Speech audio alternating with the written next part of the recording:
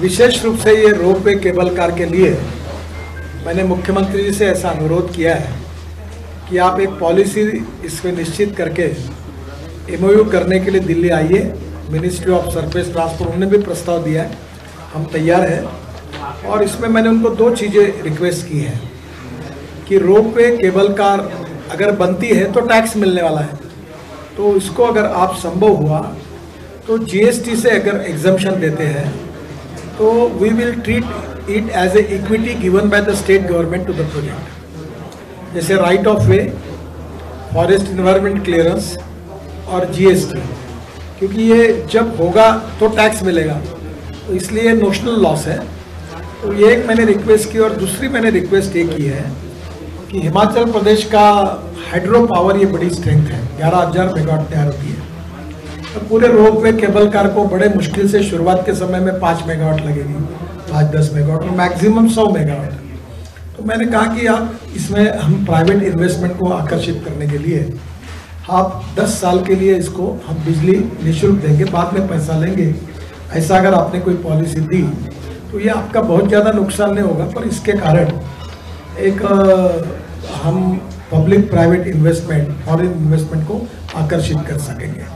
अर्थात ये निर्णय उनके ऊपर है और उनकी सरकार में आवश्यकता होगी तो कैबिनेट से अप्रूवल लेके वो पॉलिसी बनाकर वो दिल्ली आएंगे तो हम एमओयू साइन करेंगे और रोपवे केबल कार और ये सब बनाने के लिए हम तैयार हैं। इसमें एक इम्पॉर्टेंट चीज़ की घोषणा मैंने की है, वो है कि दिल्ली से कुल्लू ये हम 2 साल के अंदर 7 घंटे में करेंगे।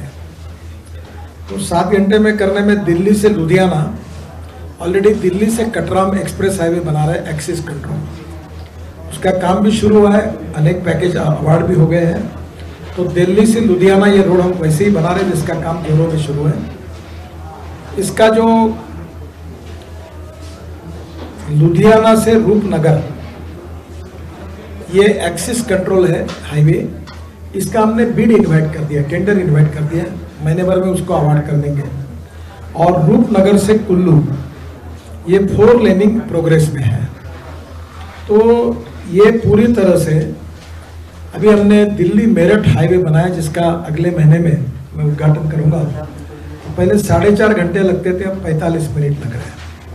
फिर हमने मेरठ से आगे हरिद्वार और देहरादून तक रोड बनाया, तो बहुत से लोग मुझे मिले कि 3 घंटे में, अभी पहले 8 या 9 घंटे लगते थे देहरादून से दिल्ली, अब 3 घंटे में दिल्ली आ रहे हैं।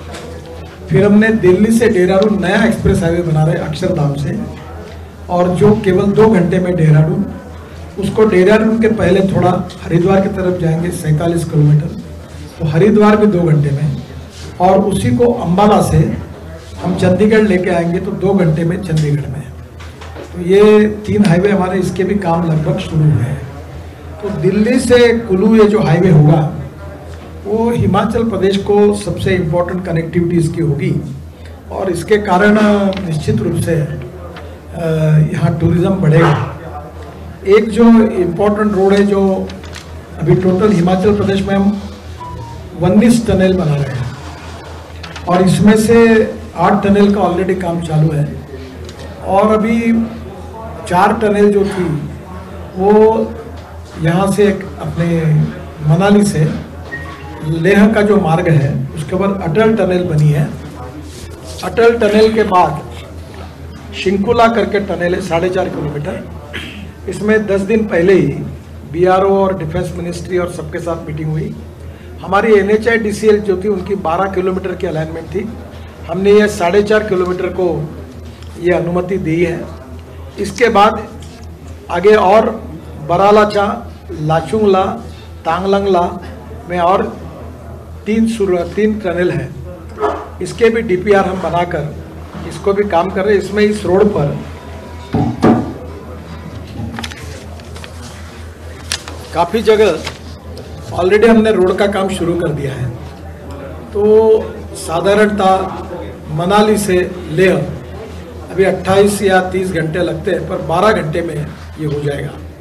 तो इसके कारण एक नया हिमाचल जो इसके आगे अटल टनल के आगे में जो है, इसको टूरिज्म के दृष्टि से विकसित करने के बारे में मुख्यमंत्री से मैंने अनुरोध किया है। तो इसके बारे में पहले से ही अच्छा प्लान बना है, ताकि इसमें निश्चित रूप से और बड़े प्रमाण पर टूरिस्ट आकर्षित होंगे और निश्चित रूप से इसका फायदा होगा।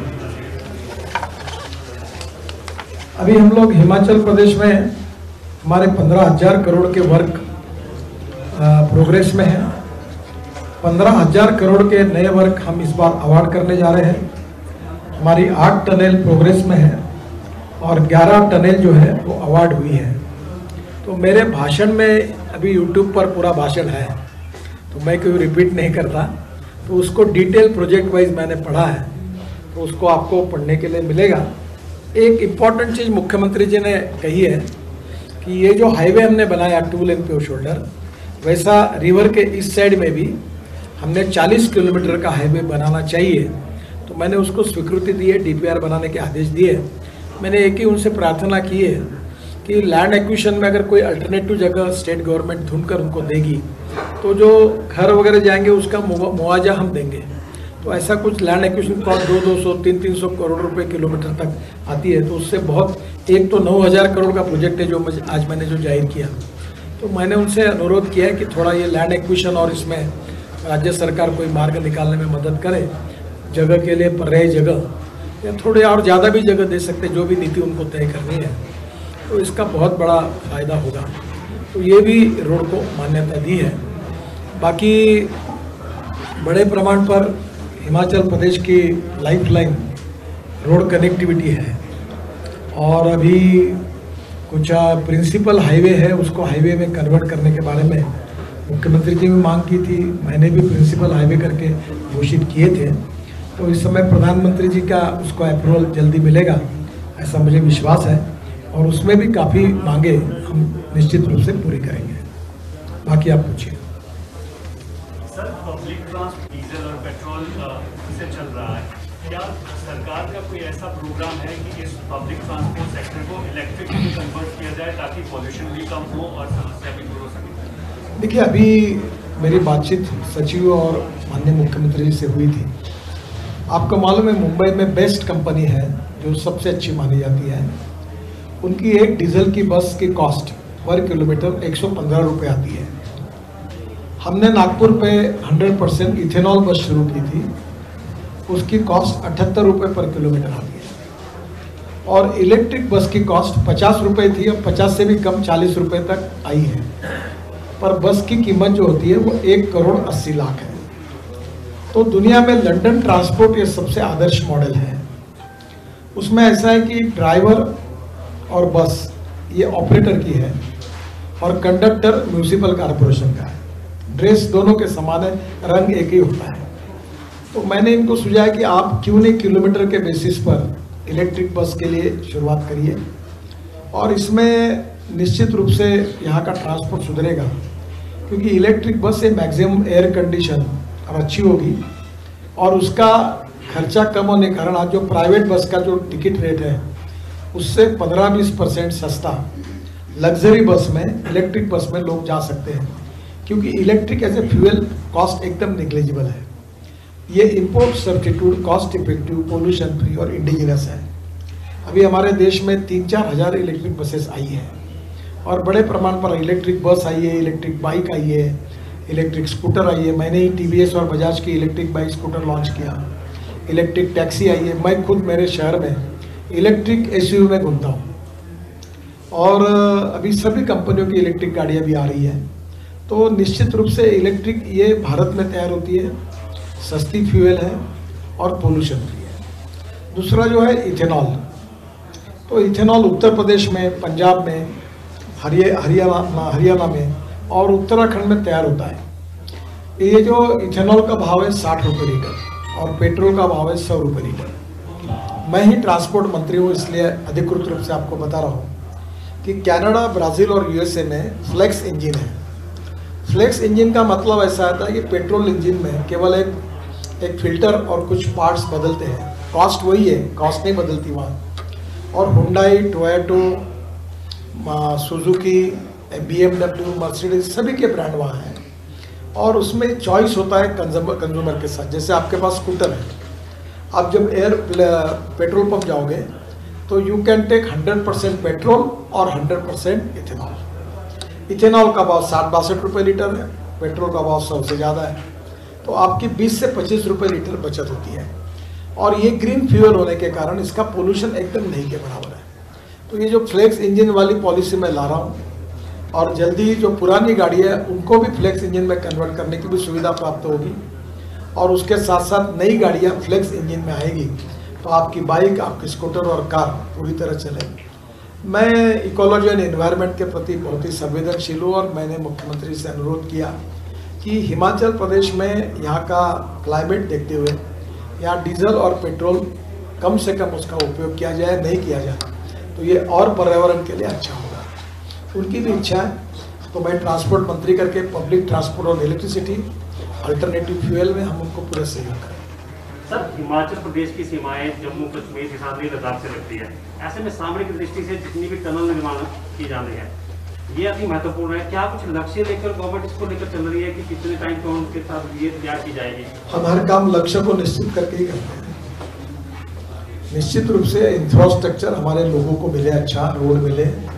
और अभी मैंने भाषण में कहा कि चंडीगढ़ से मनाली के रास्ते में बहुत तकलीफ होती है, क्योंकि हमने IL&FS को कॉन्ट्रैक्ट दिया, वो टर्मिनेट किया, वो कंपनी का NCLT में गई, काफ़ी अड़चने आई। अब नए कॉन्ट्रैक्टर को अपॉइंट किया और काम जोरों में शुरू है। इस 7-8 महीने में काम पूरा हो ऐसी कोशिश कर रहे हैं। तो निश्चित रूप से हम इंफ्रास्ट्रक्चर सुधरा है। और मैंने एक बात अभी भाषण में कही थी कि अमेरिकन प्रेसिडेंट जॉन केनेडी कहते थे कि American roads are not good because America is rich, but America is rich because American roads are good. तो मैंने उनको यही कहा कि हिमाचल प्रदेश के रोड, और मुख्यमंत्री जी ने भी सड़क सड़क सड़क यही इम्पोर्टेंट हार्ट लाइन है, ये बात कही। तो मैं प्रधानमंत्री मोदी जी के नेतृत्व में भारत सरकार की ओर से यहाँ के इंफ्रास्ट्रक्चर को, सड़क को सुधारने के लिए पूरी मदद करें। सर, आपका जब हिमाचल का पिछला दौरा था उस वक्त भी बीजेपी की सरकार थी, उस वक्त आपने मन से ये कहा था कि अगर सरकार ऐसा प्रपोजल दे जिसमें अल्टरनेट मोड ऑफ ट्रांसपोर्ट रहे तो केंद्र सरकार, प्रदेश सरकार की मदद करेगी। सर, ये ऑफर अभी भी अवेलेबल? ऑफर अभी भी है, और आज ही बात हुई है।